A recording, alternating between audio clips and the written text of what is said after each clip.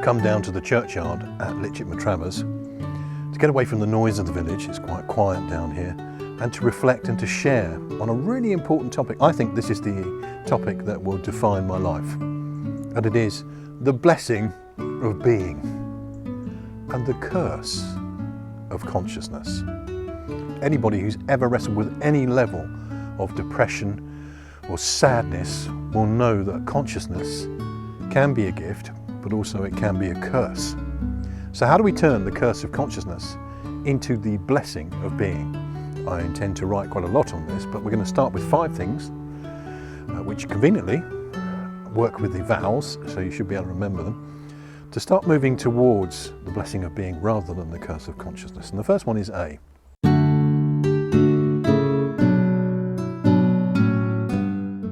I can promise you that my happiness and your happiness in the future is going to be very much down to who we associate with. So the A is association, and the associations we make between cause and effect. We had trouble with our telly the other night. Penny wanted to watch Hawaii Five-0, bit of eye candy, and when it's balmy round here, the signal goes balmy, so she couldn't watch that programme, which was her treat for the day. And she said, in jest, or was it, I must have been very wicked in a past life for this to happen. She made the association between the bad TV signal and her being a bad person in a past life. I know, we know, and she knows that's nonsense, but that's a classic example of the curse of consciousness, because at some level she believed that.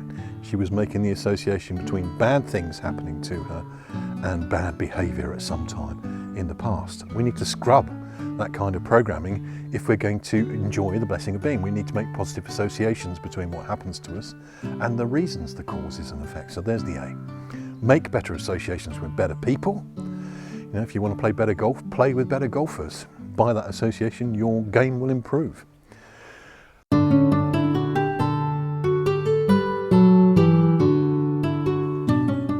E is emotional intelligence, and that's going to be a lifelong quest, isn't it? To understand yourself, to understand others, and to influence the outcome through emotions.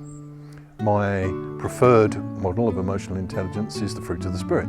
Love, joy, peace, patience, kindness, goodness, faith, gentleness and self-control.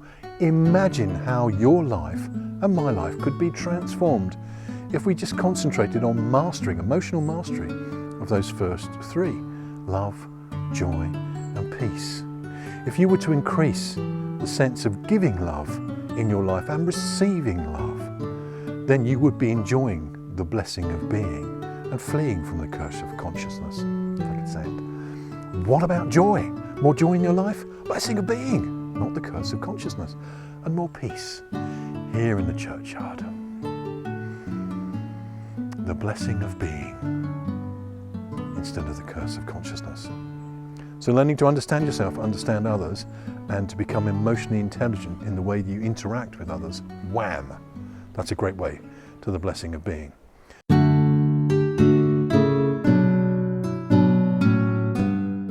I is the engine of all of this. It's the engine of association, it's the engine of emotional intelligence as well, and it is your imagination.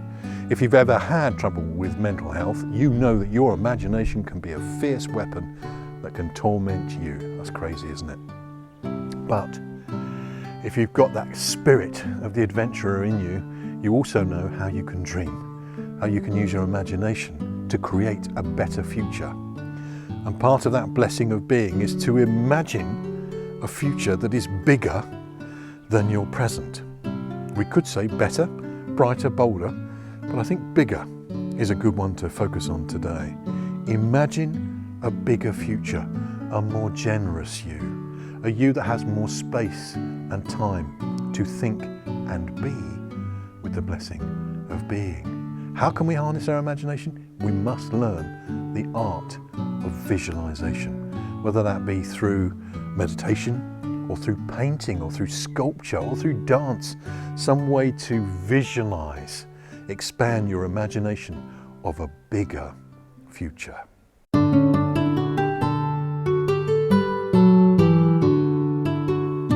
The The O is the strange one for me, because the more I study about how the brain works, the more I realise how it loves to be organised.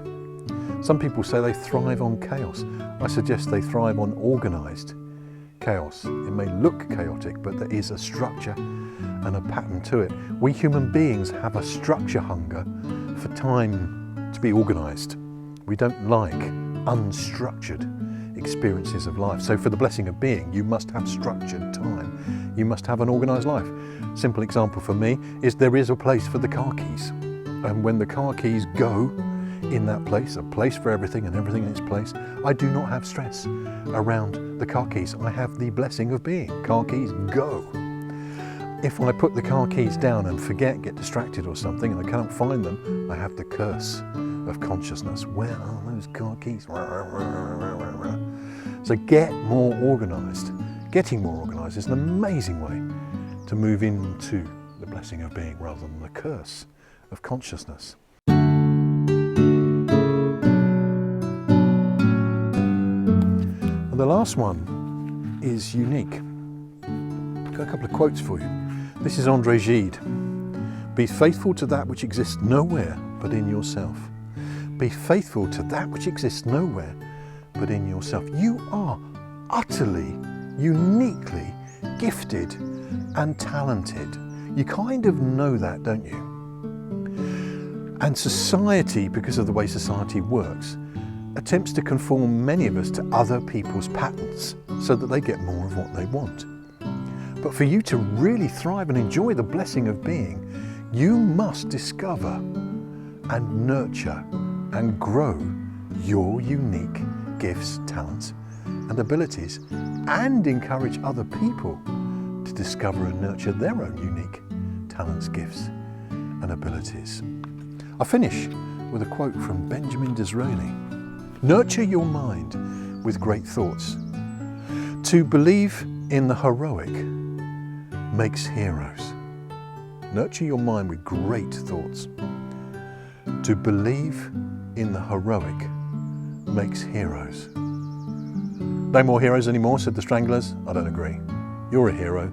You're just waiting to discover your inner heroic nature and express it to the world. Express it so that you can enjoy the blessing of being instead of the curse of consciousness. Thanks for listening.